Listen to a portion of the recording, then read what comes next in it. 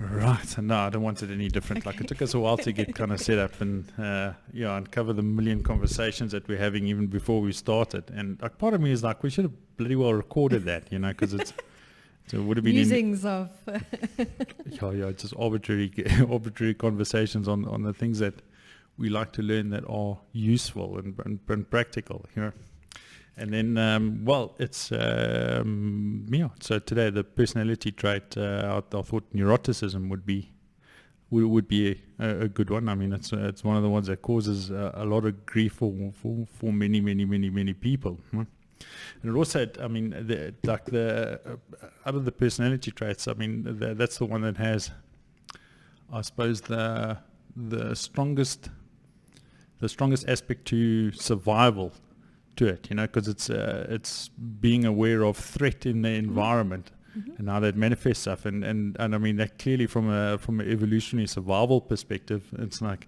when you or I heard the rustling happen in the bush, that you didn't go look. Yeah. You sent me. and maybe I made it back and maybe I did it. And it's also one of the personality traits, where there's, I mean, it's a well documented, that there are differences between men and women on that. I remember working on the generalized work stress scale, and I remember doing assessments on that, and it was like there's a 1 point difference.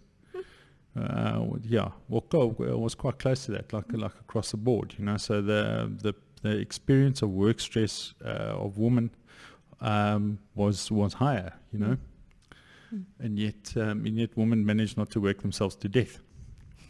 Do we have another choice though? Yeah, and then it's okay. So I mean, we're busy mapping it out. So what do you think are the components, or what are the subcomponents that you can remember of anxiety and alcohol? Remember. So, well, look, the first thing that comes to mind for neuroticism is a tenseness. And so the level of tense-drivenness that someone has. Tense-drivenness. I just made that word up. Yeah. And no, but I get that. That's a kind of like anxious energy almost. Yeah, and the desire to complete. So I must push. And I always, when I explain tense-driven to clients, I always think it's like me in a shopping center, like trying to move between people, is that we come here for a purpose, and we're not here to browse. We're here to get my shopping list done. And so tense-driven people will tend to have a sense of urgency and a desire to complete and a pace that they want to work at, because that means that they're succeeding. So when I go to the shops, I'm not there to browse. I'm there to deliver, finish something. Okay. Tick it off my list. So where are you on the scale of tense-driven? Look, I'm very low on anxiety. Yeah. I'm low on all of them actually, but that sort of driven aspect definitely. I mean that's something that I'm just like, go and achieve, and I want to do this and I want to do that and I want to get here. No. And don't get in my way. No. Because there's also a frustration that comes with that scale, is that if you're going to block me or hold me back and stop me from moving forward, there's going to be an initial tension and irritation and agitation. Yeah, definitely. But it's one of those things that over the years and through experience, that it's also like, even like I can let go. Yeah. And I've always been able to do this quite well, is to leave some things open-ended. It's like it drives my girlfriend like up the wall, because I'm okay with it. Yeah. She's very much not okay with it. It's like that loop needs to be closed, where I'm like, I can park that and I can leave it, and somewhere along the line, like, if we go back and resolve whatever the issue is, then fine. That is a skill that has stood me in good stead. Over the years, you know, but I can't have too many of those open, left open and lurking in the background. Otherwise, people say you don't finish. No, and then it begins to kind of irk me. No. But it's not about finishing tasks. It's like almost like it's like information, things that are uncompleted. Okay. So it's if it's like a story that was half told. Yes. Yeah. Like, but other people, generally speaking, people want to know how it ends. For sure. Yeah. For sure. And you can't have too many things left unopened, I think. Yeah, it's like, because it's like on your computer, if you've got multiple tabs open, all that time. Yeah. Like after a while, it's just like a complete dilution of nothing, of like half-articulated ideas, or thoughts, What I find interesting is when you match two people in an environment and one is high on tense driven and one is low on tense driven, there's bound to be some sense of mismatch or irritation or frustration with each other, because I will feel like the phone is ringing now, answer it, and they will feel like, well, I'm just finishing my breakfast, I'll get to the phone when I get to the phone, so there's a difference in pace and style, and I think that can create a lot of friction. The amount of misunderstandings. For sure. It's like, you could mistakenly assume, because of somebody's response that, that they're being difficult, let's say. Or that they don't care. Or There's that a they don't laziness care. label that comes with a low. So it's like, or that they're just being sort of difficult and counterintuitive and not, and you can mistakenly attribute that to being disagreeable. So like on the surface, they can look actually remarkably the same, But it's the how you would go about that with dealing with them would be vastly different. Vastly different. The sensitivity with which you need to approach somebody, somebody that's high or very high on neuroticism is very different to how you approach somebody who's disagreeable. And poking them and pushing them is just going to, you can just imagine their fear centers just lighting up like a Christmas tree. Not easily changed. So if you're high on tense driven, so say if we're just talking about tense driven, not high overall neuroticism, it's not something you just switch off and say, okay, well now I'm so chilled and I'm okay with things going the way they need to go. It's not something you switch off, but it is helpful to have an awareness that you tend to act that way. Because I think a lot of times you're not aware that you're moving at tense spaces quicker than most people, and that you get agitated when someone else holds up that pace. There's an interesting little almost like trick on that, where it's it's one thing to, let's say, experience anxiety, but it's when you overly reflect or overly aware of the amount of anxiety that you're experiencing, that just exacerbates it. It's like it's scratching it and scratching it and scratching it, and the more you scratch it, it'll last as long as you scratch it. And then it's like, as opposed to, let's say, anxiety lasting for 3 hours before it settles down, now it's like lasted 3 days. And it does lend itself to that dynamic. No, a lot of the work that you and I do is just leave it alone, basically. Like, if you have it, don't fiddle with it. Be okay with it being what it is. Yeah. So rather than, I kind of feel like, if you say, don't look at the elephant in the room, and don't look at the elephant in the room. It's like all you can think about is like, the elephant. Well, and that's the notion of mindfulness. Yeah, that's kind of where that comes in. Hey? Yeah, and you also don't want to ignore it either, because there's a reason why it's there. But I think also you're right, is that there needs to be a strategy around it. Yeah, that thing on like, I shouldn't feel like this. Why do I feel like this? I'm not supposed to feel like this. I don't want to feel part of that thing is like the invalidating of the emotion, where it's like, no, like your emotions are never wrong. Neither are they completely. The right and wrong doesn't really enter them. They just are. They just are. And there's often, it's normal. Often, it's also okay, and I think we underestimate how many people have the same emotions. We think it's just us. It's weird. I've got it's so interesting. There's a couple of my professional clients, and it's high anxiety. But here's the thing: is their best friends didn't know. You know what I mean? It's like, okay, it's bound together with high extroversion as well. Yeah. So it's but it also might be masked by something. Right. It's, I think, if you see someone who's a workaholic and someone says, so someone is high tense driven, from the outside they look like they're getting things done, they're sorting things out. You might not know what is at the heart of that, because it could be anxiety that's driving that. It could be high standards. It could be a number of things that are pushing that behavior. We don't know the motivation. But sometimes it can be anxiety. Very seldom is anxiety not involved. in that case. But I just thought it was, I mean, she's such a capable person, but I mean, her anxiety is severe. But it's like that, even her like best friends like were just unaware. Yeah, because it's you just always this kind of like sort of bubbly person, you know, the laugh around here and kind of chatty and super friendly because she's super extroverted as well. So she gets and she has positive mood, you know, that's generated from like the extroverted sort of circuit, yet is also very anxious at the moment. But I mean, she just somehow nobody's just ever they've just the image that she presented around was so successful that nobody ever had cause to doubt it. And I was like, well, isn't that interesting? Because I mean, she's late 20s now, and I just think it was remarkable for somebody of her level of anxiety that none of her friends ever picked it up. And it was also like it was very much downplayed. And like I remember chatting with her, and she said, you know, that she had this as a kid. She remembers it manifesting as a kid, and that's I mean, already at a young age you can already see like the personality trait development. I mean, but it could also be her niceness could be part of her strategy to mask the anxiety that was already there from a very young age, you know, so that she could handle it better. Yeah, it's an interesting strategy. Yeah, a very social person, and it's like so the anxiety isn't sufficient enough that it'll make her not interact with other people. Yeah.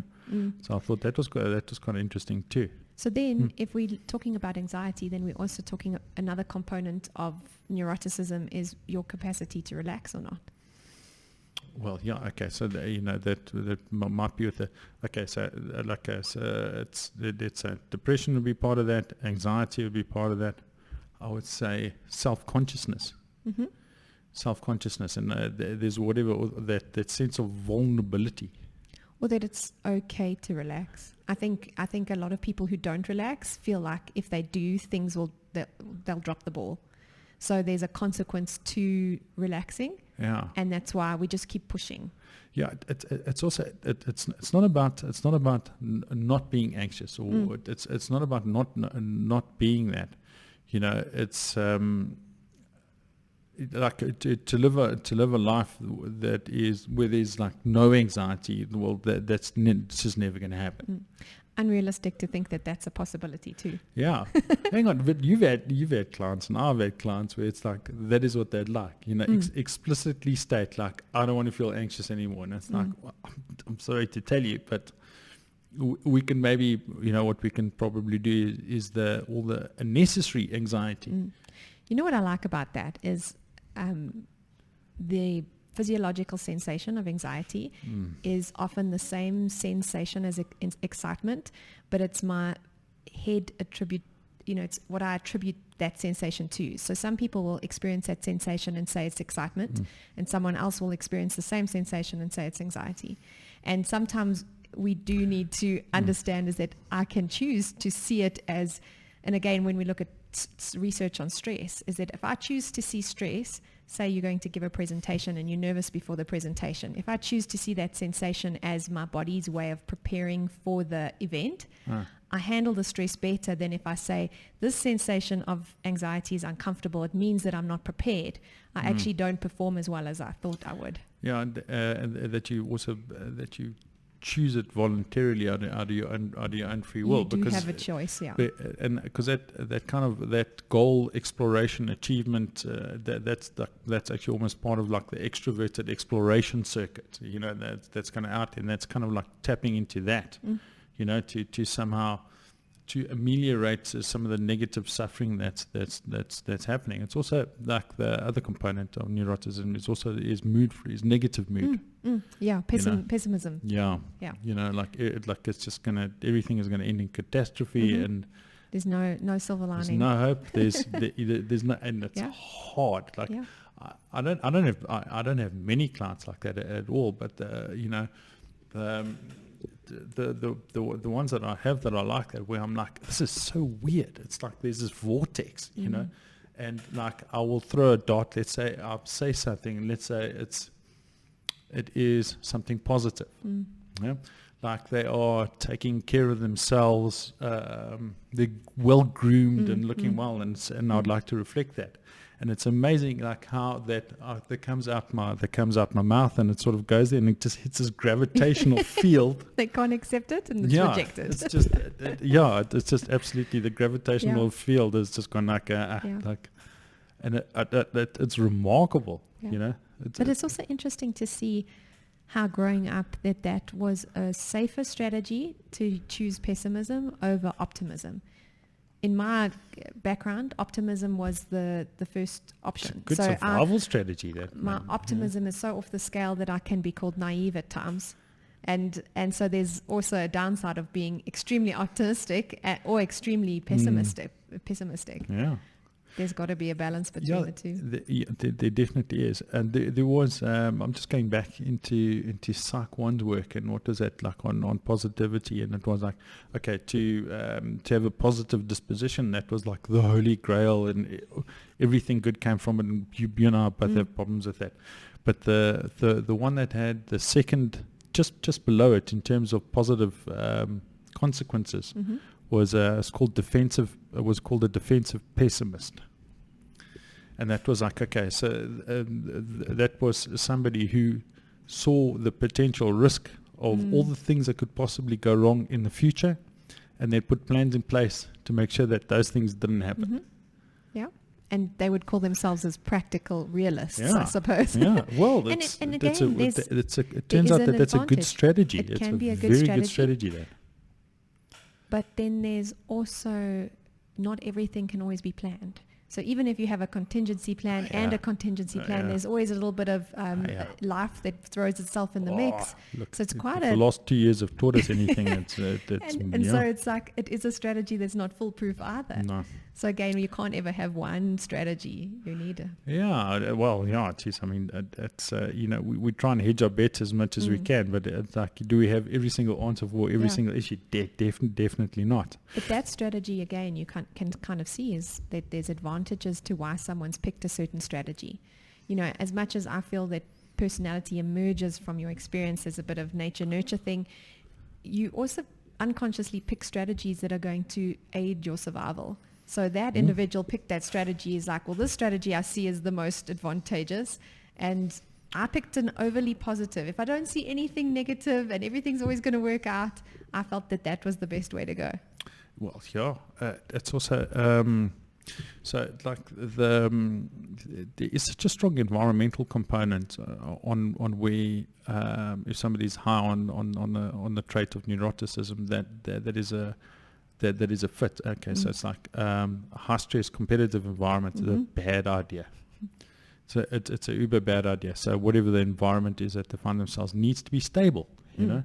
Yeah. You know, it needs to be stable and everything, because otherwise it's like, just imagine like every day, like you'd be walking towards, it's like the Gulag Archipelago or something. But they could also understand is that they need to counter the energy that goes out of their system. Being highly neurotic needs to be countered. So if they are highly neurotic and the work environment is pushing more of that, they need to counter it in a real mindful way. But how do you counter it? That's the hard part, is that it takes quite a lot of rest and relaxation to counter the type of energy that's going out of the system. Yeah, because they need downtime, you know what I mean? So that they can just sit and like, you know, where everything can, and it's like, and it's something that takes time for them to come down from like level 10 to like a livable level 5 or 6, you know? Yeah. So, so the kind of recovery time is quite extensive, and it's like if you talk to highly neurotic people and stuff like that, security is always a big deal for them. In safety and security, you know, and they will also select partners. Yes, for sure. Partners that would meet that. And fair enough, man. That's a great strategy. Of course, it's a great strategy. And it's also the things that create safety for them, because not everybody gets safety in the same ways, but definitely a partner will allow for that. And mindful in your work environment selection too, because I think also if you're aware of your tendency to be that way, you can introduce certain things, you know. So just as an example, you wouldn't drive in peak hour traffic if that elevates your neuroticism. You would take an earlier route, or, there would be strategies around it. So again, the more aware you are of it, the better able you are to kind of adjust your environment. As you're saying that, I was like, the whole notion of avoiding things and of avoiding things and of avoiding things, where it's like, it's so like, I feel anxious, let me move away, and then anxiety takes a step forward, and then it's like, oh, okay, it's too close to home again, so let me go do let me distract myself, let me do anything else except confront it.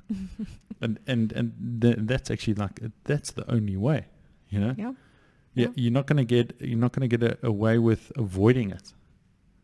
You can't. Not long term. No. Well, no, you can do it short term. Short term, 100% you can do it short term. Yeah. But I think also that there's a balance between the two, because it's also not a switch you just flick. It's like, okay, I dealt with my anxiety, now I'm not anxious anymore. But I think it's a whole process of saying, okay, if I can face some of the things that are at the heart of my anxiety, that's one strategy. But then I can also adjust my lifestyle to further enhance my healing process. Yeah. And that's not necessarily avoiding, but it's kind of making sure that the environment is not further triggering you.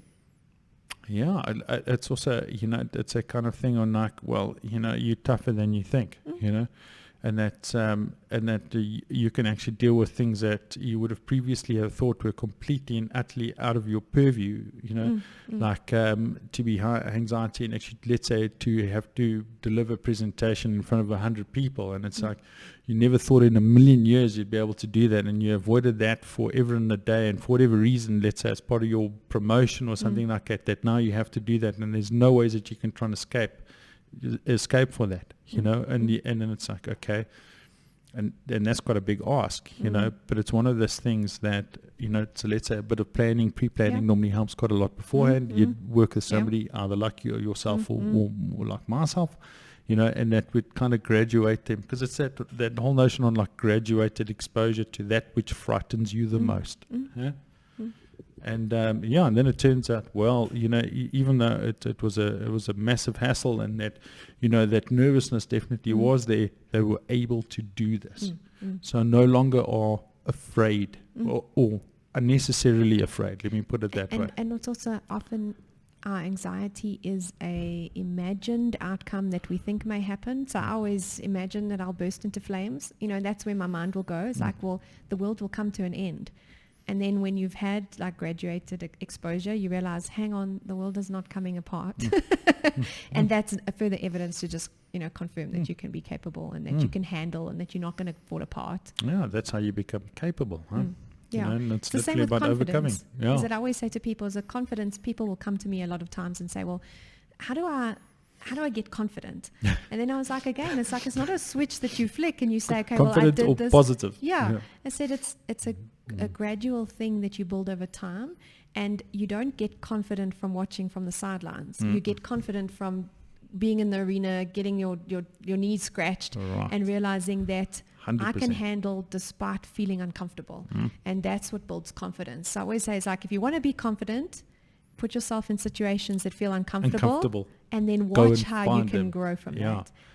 Yeah, go see, like, that is almost a carbon copy of what I was, where it's like, well, okay, so you've sorted this out, so let's go find what's the next thing that makes you feel uncomfortable. What's the next thing?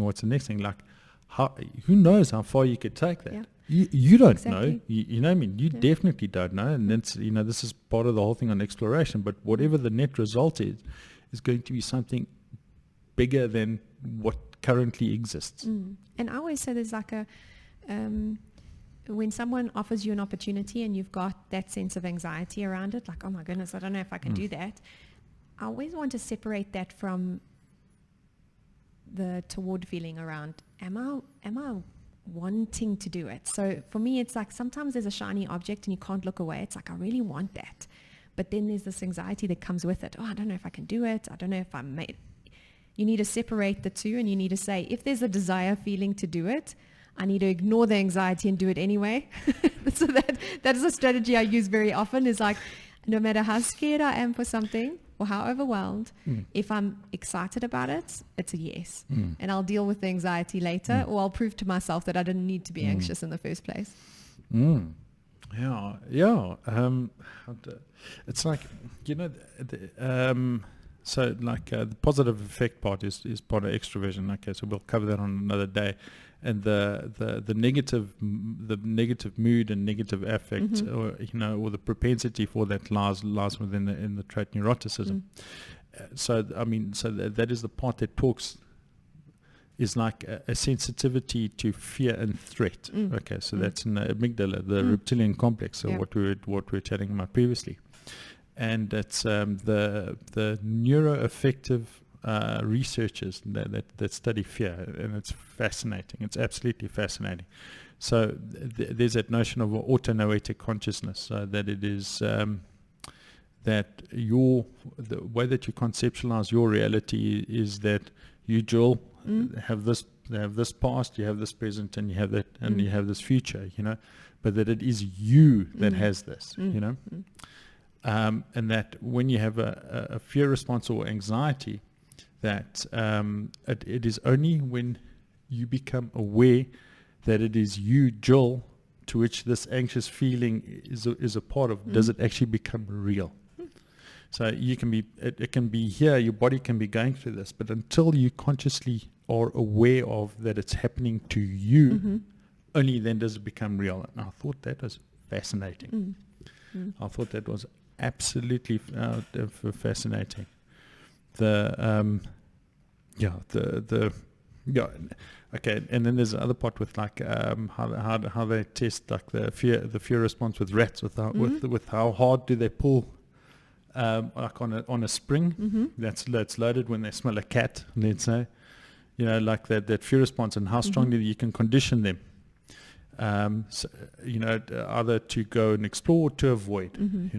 Avoid is to survive, which is like really important. Like if a little mouse or something, like it smells a cat, like it needs to know that it needs to respond to what's happening in the environment so that it can see another day. And then I was like, okay, so the environments to which, let's say in the corporate sphere, where people with those of a neurotic or disposition, it sounds ugly. It's actually an ugly word. Yes, yeah. Neurotic. I don't know. Like, is there a more friendlier term for it? And I don't mind calling it that. It's just like a lot of people are like, oh. Like, yeah, and I also think, like we've talked with all the scales, is that you're either on one or either side of the scale. It's not good or bad. No. And again, there's it's a not, fit for it. There's a fit for it. Mm. And also there's a learning lesson for all extremes. So it's not like, so even if we use a term that doesn't sound nice, it doesn't mean that side is the bad side. There is advantages there too. It just has such negative connotations. Okay, so let's give a critique on those who are very low on that. So people that are let's say low neuroticism would, because I would say that they would be far more likely to take risks, because it's just absolutely, the pace at which they will might be quicker than the pace at which someone who is higher on neuroticism. Yeah. There might be more of an evaluation happening for someone who's higher on neuroticism. I think low neurotic people don't live long. I would say somebody who is somebody who's slightly anxious and slightly depressed. And you know what? And why they live longer? Because they're more careful. Yeah. No, there's that's again, there's always a pro and a con. So very low neuroticism, there's a con there too, because often someone who's low on tense driven will be labeled as, so they're laid back. So that's a great thing, to be laid back. But also people will also not only call it laid back, they'll call it lazy, and they'll call it slow to react, and they'll call it lacking oomph. There's like, the fire's burning down the house, and you're like, I'm coming. There's not that sense of urgency, so it can also have a negative connotation as well. And it's like people who are high or very high are very aware of feelings. Where people are low are like a little bit dampened. You know what I mean? So their responses to emotions and cues. Yeah, it's not as, That's why I think there's a physiological component to neuroticism as well, because very much and so. a lot Very, around very much so. temperament, because temperament you see with the baby is that certain babies are more quick to frighten, which I would say high the neuroticism. startle reflex. And then babies who are low neuroticism, I don't think it's a personality thing just yet. It's like it's a physiological makeup. So like I'm either made up that way to see the world that way or not. And so your nervous system is an important thing to consider when you high neuroticism. Okay, so it's like so a lot of what triggers potential neuroticism is novelty. So something new into the frame of being. And okay, so then the one response could be, okay, so that is threat, then anxiety, and the other response would be opportunity, hope. Okay, so like and if you can, well, it depends, because new things can kill you, No, it is. It's like you don't know, you know what I mean? So, bloody well be cautious. But that's the same thing that we've been talking about, is it, how do I remain aware of my instinctual response and then tailor it to the solution, to the situation? Because in some situations, newness is danger. In other situations, it's not. It is opportunity. But again, when we're not aware, we have a blanket approach. It's like, well, it means the same in every situation. And it doesn't. So it's like, okay, I'm noticing I'm feeling anxious here. It's like, what's the source of it? It's new. It's unknown. There could be the potential of disaster. Yeah, and then select a response based on that. So there's so there's anxiety that's preventing you from moving forward. So it's manifesting this kind of this threat that's holding you back. And then it's like, what is the consequence of you not facing that? And is that sufficiently anxiety inducing that you can have that anxiety behind you pushing you forward like that? I think if you can get it like that, that is I think that is useful. And also to understand that anxiety doesn't have to go away for you to be ready to accept the challenge, because I think that's a misconception, is that I have to have dealt with my anxiety before I say yes to something. That's when a good point. You can actually do it with the anxiety by making friends with and then that way anxiety could be motivating. That's a great point. That's a great point. So it's not about like waiting for the perfect moment when the anxiety is, let's say, at a level 4 or something like that. Like, no, never and gonna happen. never going to happen. It's right. But, well, you don't know. But also what you'll fluctuates. find is that the anxiety that you had initially at the first chance to, so say we're going to give a presentation, you've never done it before, there's a lot of anxiety. The first time you do it, your anxiety is really high. But if you do it a number of times, the anxiety doesn't disappear completely. There's always a sense of anxiety, but there's a control over it, and there's an okayness with it. Yeah, it's about, when we learn things and like that whole thing on like homeostasis, it's like, it's familiarity breeds likeness, and familiarity, and if it breeds likeness, things that we know are less anxiety inducing than things we do not know. Yes, yeah. It's part of that stranger danger narrative, Yeah. So the more you expose yourself to different experiences, the more you can create familiarity and then manage the anxiety that comes with it. Yeah. But I do think there's that realization that anxiety doesn't necessarily go away. And that's not the point. The point is it's not to go away, but the point is to be able to, because if we're in a high state of anxiety, the part of our brain that we use to be creative and to think of wonderful solutions is really not online. Yeah. Our fight or flight is online. It's here to keep us safe and to keep us, free from the lion. Fight, flight, freeze. And so we want to calm that enough so that we can have access to the part of our brain that can really solve the problem in a really smart way. And that's what I find, is that when you're doing something new, you need to find strategies that help you move out of the reptilian brain into a part of your brain that is calm, because then you might actually do well because you can access options and solutions in that moment. Yeah, I think one of the tough ones is like if you're unstructured and high anxiety or high thing like that, that's a tough one. But then the answer is like, okay, well, structure, like we need to give you a container, that you can feel that you're safe enough, that you can feel safe enough that you can operate within, Yeah.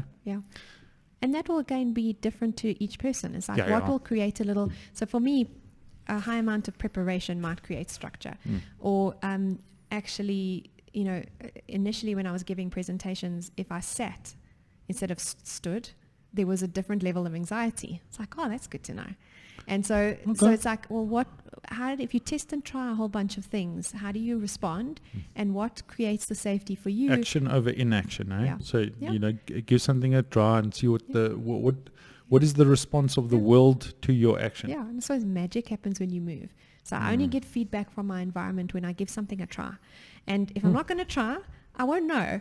And so it doesn't always have to be the most magical, like, action.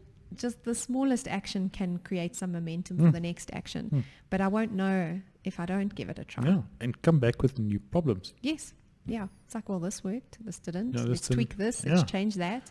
Yeah, and I mean, we creative enough to come up with little things and stuff like that to explore and to kind of map the landscape out, so to speak. Yeah. But that's also the downside, is when people come for coaching, the expectation is that you're going to get the strategy. It's like, put the Band-Aid on, it's going to solve every problem. And in some ways, yes, it can be magical like that, but sometimes you do get that where you're just like, like that. Done. And that is the best days ever. Yeah. You're just like, man. Yeah. I wish it could be like that always. Yeah. But other days you do need to test and Most try and figure. days. And then also, if you realize, like, life is that. There isn't like one size fits all for everyone. It's like, this worked for me, this didn't work, I need to tweak here, I need to change here, and it's an ever evolving process. I always joke with a friend of mine, it's like, we always think that there will be a point where we've reached the level of development that we need to. We've overcome the challenges that we had to overcome, and now we're just free flowing, sailing to the end. And we realize it's like every time we reach a milestone, that notion. Yeah, there's another thing that requires attention, another thing. And especially when you're in the self-development space, a lot of your energy goes towards, how do I deal with that issue? Oh, that's a block for me. That's a trigger for me. And we keep pushing. And we always joke is that there will be a day where it ends. And I've realized that there isn't really. It's just like a deeper level of insight and awareness and process. And so if we see life like that, it's much easier to know that we're just going to ever evolve, and there won't be a point at which I've made it. Yeah, right. But like I don't think that's not going to arrive for me. It's not going to arrive for you either.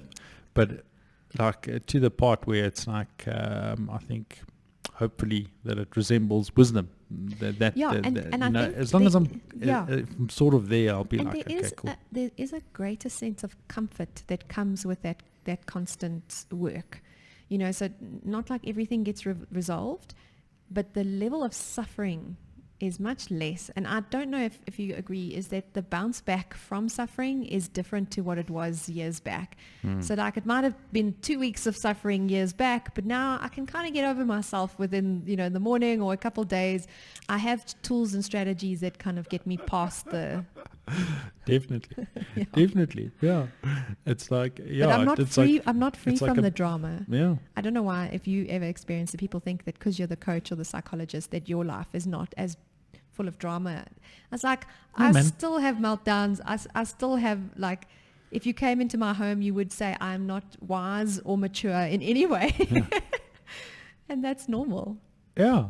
And it's like I make mistakes. It's like I get hooked by my own stuff. Yeah. The only thing that I can say is that that I'm open to being wrong. But it's like it needs to be better than what I currently have. Otherwise, obviously not. That doesn't make any sense. And you're open to looking at the hard stuff.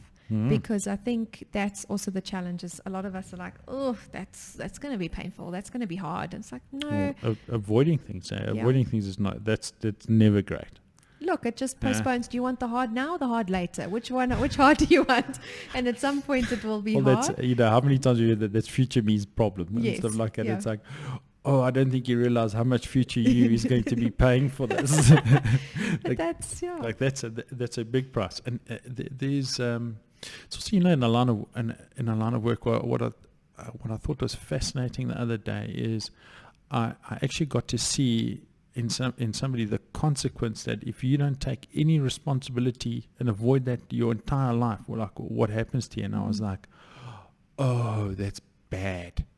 But it adds up. I think it adds up in your body. So a lot of what I find is that the things that you're not allowing to flow, everything in life has a natural flow. And when we hold on to it too tightly, it doesn't move. And so that holding on creates a lot of strain in body. And that's why I say when you have like the amount of energy that you need just to hold on to it, and things change and you have to hold on tighter and tighter. And then you've got a pain in your back, or then you've got like a knee that blows out, or you've got like weird things that happen in your body, but are often directly connected to something that you were holding so strongly onto that. Yeah, so facing it is often hard, but worth it. No, it is. It is hard with it. And here's the thing: you don't have to do everything at once. Yeah. You know, and by the way, that's also an anxious response. You know, when they plow right through that anxiety, now they're out on the other side of that anxiety, and I just want to like face anything, and it's like, okay. Yeah. It's the slow graduated process. You know, just because you forged your way through your entire anxiety and are now out the other side, it's not gone. Yeah. You know what I mean? It's not gone. You've had to like cross some neural barrier in order to get there. What kind of jobs like would you say like I've got like if I think about people where that are neurotic, let's say, like higher than the average, and what jobs that they would be well suited to, and it'd be any of those where you have to look into the future and look for risk, you know. And I've got so that's risk department. It's definitely in the risk management and things like that, predicting. Yeah, like anything where you have to determine business analyst. Yeah, so like or where it's we're identifying threat in the future is a key component to the job, and I was like, well, they would likely do it better. You know, and then it's also, let's say, in dealing with people who are, I would say, like maybe law enforcement or something like that. No. You don't want to. You don't want high in that thing like that. Because often high neuroticism can have a high analytical component to it. So they can often be spotting things. Yeah, so there's an understanding of those who are having a tough time. You know what I mean? So they'll really understand, and they'll be able to see that. They'll sympathize with that to a much higher degree.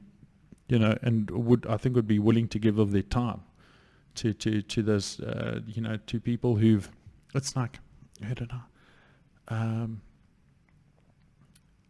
it's a friend of mine. I don't want to say she crosses me, but it's okay. So highly neurotic, very competent. It's very competent. Let me just state that categorically. Is very, very neurotic, is supremely high in anxiety. And it's amazing that when other people who aren't, let's say, and they have some negative trauma event that happens in their life, that is when they contact her. Because she knows how to create a sense of safety. Right. Yeah. Right. Yeah. And I was like, isn't that interesting, eh? But I also think that that's what she's had to she'll learn understand. for herself her entire life, is she's had to create that for herself. Yeah. So it's kind of like, well, go to the expert, and it's like, okay, well, you know, and then they'll definitely understand. They'll understand. So that's you know, if you're going to share with somebody, you would like to share with somebody who would actually understand what it is that you're kind of going through. You know, and I thought, okay, so like any work and job that would lend itself to that would also qualify. You know? Yeah. Oh. Yeah. Yeah, and that's kind of like nervous energy, I suppose. You know, you can do something with that, like as a source. You know, like like if you get that dialed in where it's like where it's pushing you forward, it's like, well, geez, who knows where you can go? You know. Yeah, and I think again, it's with any characteristic, is that if you can hone the gift that comes with that, and take advantage of the gift as opposed to kind of over focus on the challenge that it can create. That's when you overcome and you use it to your advantage rather than being hampered by it. But that's a very fine line. In the self-consciousness component to that, because that's a component where you feel vulnerable. You know, it's like you presenting, because you can see this like in any, like if you have to stand up in front of a crowd of people, and then if you had it, like if your clothes had to be removed or something, you know, you want to move away and make yourself smaller and less diminutive, because it's like you're just utterly exposed. And then I was wondering about that. That imposter syndrome. I don't know. I don't know if that is linked to that. Because it's like I'm going to be exposed. There's a vulnerable element. I don't know. I'm just throwing this out there. There's no literature that I've read that would suggest that. Yeah. So, but I don't know. I think someone, whether you're high on your neuroticism or not, there's a potential for a imposter syndrome. But maybe it's... Well, on the one side, like, you might have it, but it just wouldn't really bother you that much. Yeah, it may not be as hindering as it might be for... Again, like for me, for neuroticism, it's made up of so many different components. So each of the components is going to buffer each other. So if you're high on all of them, you're tense driven, you more pessimistic, you've got all, you find it hard to relax. There's like all those components are in that high category. It just exacerbates it. But sometimes you might be optimistic but tense driven. You might have some buffers that kind of support you and help you a little bit. So it would depend on the individual. Yeah, and it's like, and if you're going to have a partner, you need to have a partner that understands that about you. Because in a perfect world. Well, yes. it's like the ease of being offended is remarkably easy. But it also, if you have a partner who doesn't understand you, it's a perfect place to start working on that problem, because that's what will happen is you'll attract people that kind of help you deal with that side of you that might need attention. I don't think like high would go well with low. I think low would just set off high all the time because it just doesn't understand. It's not doing that on purpose or anything like that. But it might be the example that the high needs. The high might need an example of what it looks like to be relaxed, what it looks like to be okay. Because I just think that it looked like it'd just be so frustrating. It can. It would create frustration undoubtedly. But then there's also the thing that's happening. So if I look at myself, so I'm more high anxiety, more high neurotic than what my partner is. My partner's a lot more laid back, and from the outset, he's like a browse through the stores type guy, like let's see how it goes. And I'm like no, let's go, push. So I'm more prone to neuroticism and he's not. But as much as it can create friction, I also am reminded how I could live my life. So like when I look at him and he's like, well, we're not going to work. I'm not going to work today. It's Friday or it's a Saturday. I'm not going to work. Whereas I'm like, if I work today, then Monday's not so stressful. So I'll push myself harder. But in the back of my mind, subconsciously, I'll realize that I could give myself permission to live like he lives. And so yes, there's frustration and there's friction, but if I'm really aware of it, there can be some learning that comes from it as well. Look, I mean, you do need a proof of concept. You know what I mean? For sure. Yeah. I was just thinking like anxiety has never been my thing, but I have been severely depressed in my life. Where it's like my world was just it was awful. And it's also that thing, and like is that it's not inherently in my makeup, but that did not preclude me from having it. That's right, Yeah. And maybe if it was a little bit higher, I would have been a little bit more cautious, retrospectively, Yeah, so I just thought, I thought that'd be like something interesting. So if we kind of wrap it up in terms of what we think is, if someone does know or have an assessment done and they find out that they're high in neuroticism, they freak out. The ones who have it, like it is like the part that they least like about themselves. In the feedback, when I've given without fail, there's a shame component to it as well. It's please don't tell me about stuff that I already know, but I don't want other people to know. Yeah, like I'm supposed to be tough, but I really don't see myself like it. I'm just like, but if you're going to be honest and you know that this is actually this is quite accurate. Yeah, it's always reflecting a moment in time. So I'm always very aware that it reflects the moment in time. It might not necessarily reflect long term your strategies, but for the moment. Look, I mean, there is over time personality traits do change. Like we tend to become more conscientious, less neurotic, or less extroverted as well. Like as the years progress by, by how much or how little that is. Well, who knows? Your environment will dictate a lot to whether it's congruent to your makeup or not. But anyway. So you've got someone who's high neurotic. What are we suggesting for high neurotic, and then also what are we suggesting for low neurotic? Because at both extremes there'll be challenges in both senses. Yeah, low neurotic, you have to be very careful. You're going to work with people. Like it's probably better than if you like out working on a mine in the Congo or something far away from people, because it's less likely to have a negative effect on you. You'd also be able to get away in a very chaotic environment, like a loud, hyper-competitive thing. People, that whole like type A personalities, like people shouting and shitting on each other, left, right, and center. You're fighting for your group. You're fighting for your whatever your commission. You go, like that kind of thing. That's you would be able to tolerate that environment better. The sheer brutality of it. And let's say on the high neurotic side, you need to be in an environment in which you feel secure. I would say that, the moment you have that, you'd perform wonderfully in there. And that security can come in the form of a leader you trust, or relationships that support you, as well as the nature of the environment. Yeah. So, but you can't be marching to your doom every day. Yes. You know what I mean? That's they'll spiral you out. And also just noticing where you are, because I think the more you're aware of where you are, the better able you are to take action or address it or deal with it. Because someone who's low on neuroticism, they've also got to realize they might be irritating to people. They might create might create frustration, and that it's not because you're not likable or that you're not good enough or not competent, but sometimes your energy is not at the same matched with the people that are around you, and that creates.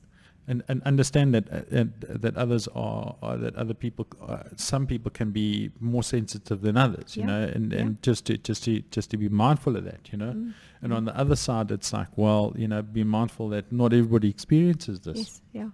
I had a really tense-driven accountant, CA, and the way she ran her department was by the book. It was like everything was done according to plan, and everything there was a pace with it, and you had to keep up with her. And when we assessed for candidates to come into her department, I knew I had to watch out for the tense driven, because if I put someone in the department who was low tense driven, they wouldn't meet her standards because of the pace with which she thinks is success. Her definition of success is a certain pace. Yeah, but that's also, there has to be, that's also piling it together with high conscientiousness. Yes. Has to. Yeah, has to. But again, if there was a candidate who was low tense driven, I was like, be mindful of the energy when you interview, because notice if that energy is calming for you and it's a good fit, or whether you're frustrated by the person because of the pace at which they move. And if there's frustration there's potentially going to be friction. Doesn't mean it can't work, but there will be friction. There's some neurotic people that are just on the go. I can see that happening. And then also that the work itself is sufficiently structured, and that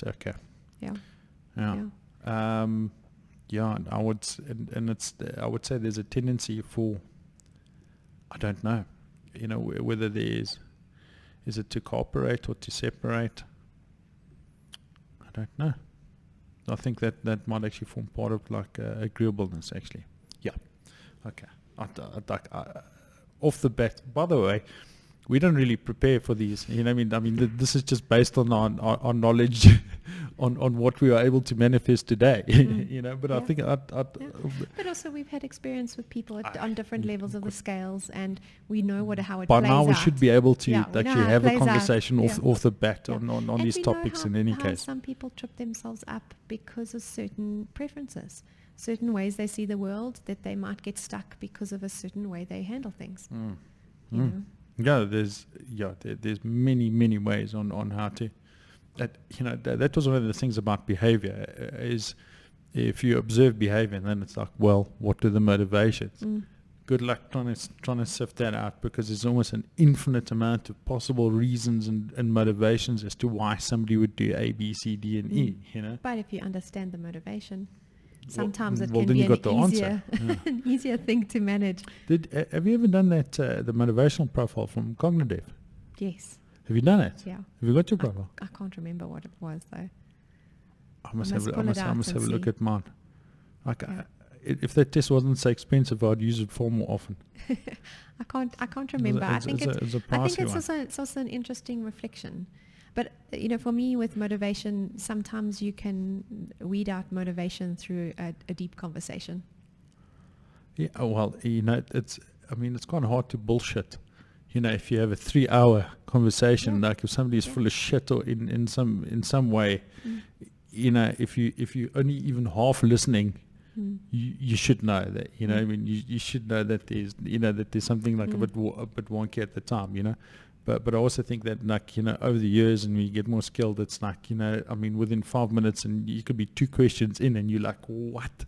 That is like some weird belief that's kind of that's there. That might hold you back. Yeah. Yeah. Okay. Good. That's it, lady. Listen, thanks for joining me today. Pleasure. You look so delightful. Right. Okay. Cheers, guys. Cheers. Take care.